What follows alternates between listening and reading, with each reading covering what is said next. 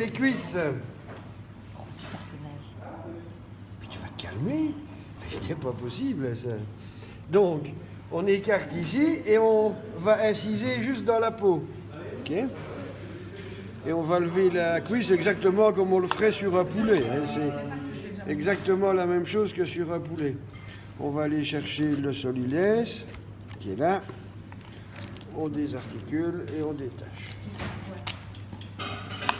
Très facile. Et on fait la même chose de l'autre côté. Je vous laisserai faire parce qu'il n'y a pas beaucoup de faisans. La cuisse ici, il va falloir qu'on la désosse pour cette préparation-ci. Donc, on grimpe pour faire apparaître l'os. On incise de part et d'autre de l'os. On passe son doigt en dessous de l'os, on remplace le doigt par le couteau et on tire. Et on a déjà dégagé un premier os. Deuxièmement, on va inciser ici le long du deuxième os. On gratouille pour faire apparaître. On passe le doigt.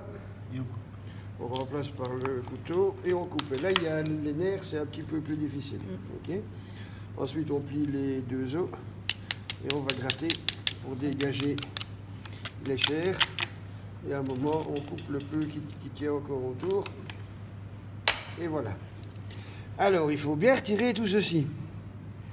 Ça, c'est les tendons, ça pique. C'est vraiment dur, hein, vous voyez?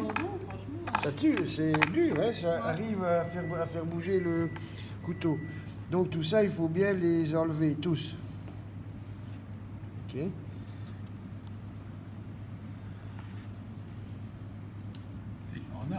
Ah ben il y en a. Il y en a au moins un par doigt, et puis il y en a sûr encore qui servent pour d'autres choses que je ne sais pas. Je ne suis pas vétérinaire.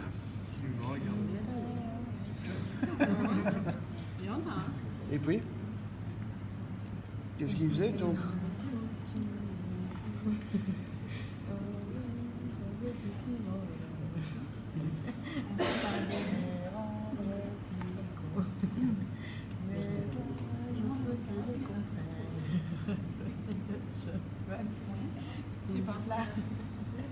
Et puis? Et si ça tombe au cimetière, on inscrivit mon père. On a inscrivi, pourquoi? Ce n'était pas des rimes en 1? Non, pas Ou en ça. R? Moi, je suis plus la dernière fois. On inscrivait alors. Ce qui n'est pas très français, mais. Non, c'est pas du tout français, ouais, même. Non, je sais. Voilà, là, il en reste encore un, vous voyez, on le voit ici. C'est un peu comme les arêtes du poisson, presque. Oui. C'est au moins aussi dur hein, que les arêtes du poisson, ça c'est sûr. Aussi en adore. C'est un peu chiant. C'est immangeable, hein, ça. Ouais. Si on ne les enlève pas, ça rend la cuisse absolument immangeable. Tellement que c'est dur. Voilà. Est-ce qu'il en reste encore? Non, je crois qu'on les a tous sortis. Voilà, parfait. Alors, pour faire la mousse, on va retirer la peau.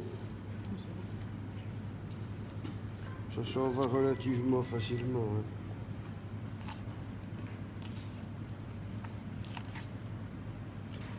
Ça, on va jeter parce que on ne va pas la mettre dans le fond non plus. C'est des faisans un petit peu grassouillés. Pas sûr que c'est des sauvages, ça. Hein? Parce que quand on voit la couche de gras qu'ils ont, ils sont superbement nourris. Hein? Ou alors ils vivaient au bord d'un champ de maïs et ils se gavaient tous les jours. Mais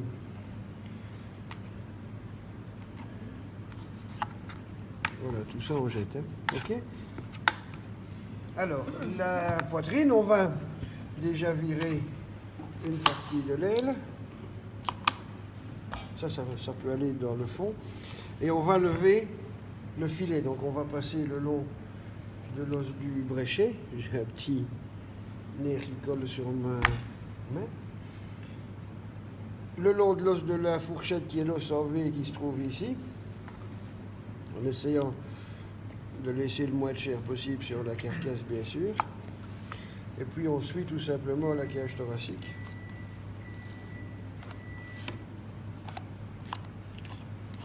Voilà. On désarticule à l'aile. Et nous avons le filet. On va retirer l'aile parce que dans ce cadre-ci, elle ne nous sert à rien. Voilà.